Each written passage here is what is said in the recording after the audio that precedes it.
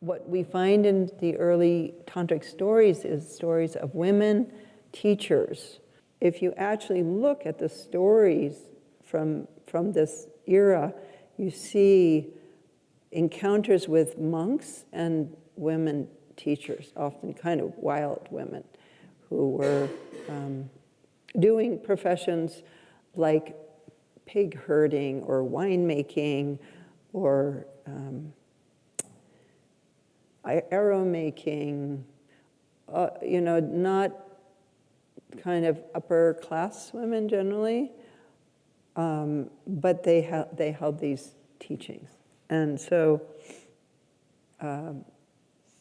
they would become the teachers of these men from the monasteries. And so you see this in many different stories.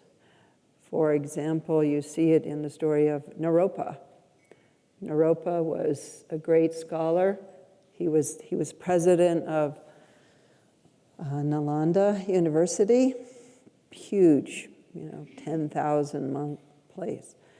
And he was sitting outside one day reading a book on logic and epistemology. And a shadow fell on his book. And he turned around, and there was this really ugly woman, a hag.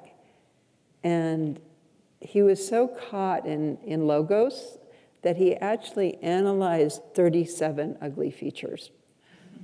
He counted them and he analyzed them and what they meant.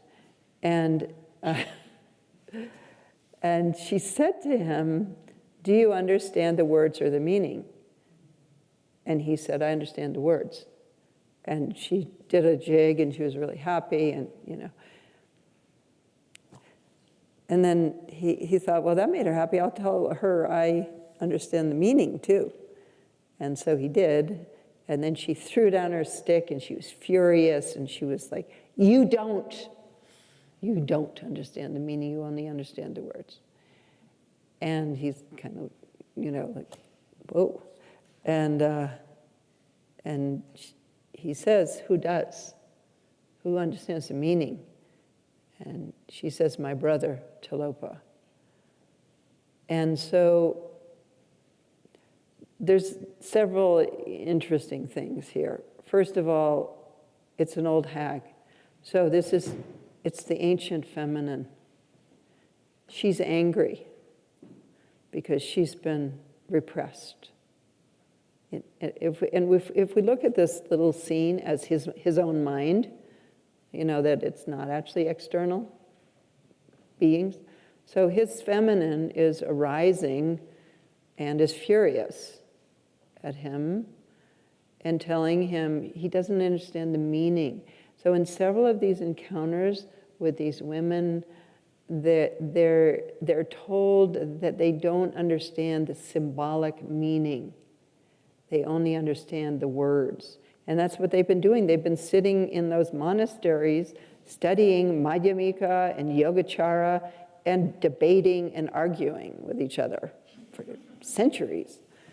And so they're completely caught in logos, logic, mind. And so this feminine comes up. And then that's one way to look at it. This is all his own mind. And then her brother Tilopa knows.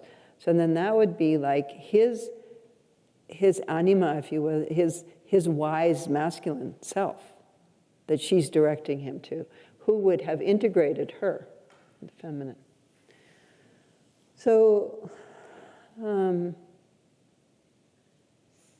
then if we look at it historically, here's an ancient female tradition, Old Hag, and encountering this monastic, Mahayana monastic tradition, and imposing itself, disrupting it on some level. And that's what happened. And then he became agitated. He couldn't go back to normal after this encounter. He felt like he had to find Tilopa, and he had to leave his monastic situation. And he did. And then he went through this 12-year process trying to find Tilopa. And during that process, he was completely broken down. Like all of his structures that he had built up as a monk were all broken down. Sort of, it was like a deconstruction of his mind, so that he could enter into a genuine tantric experience.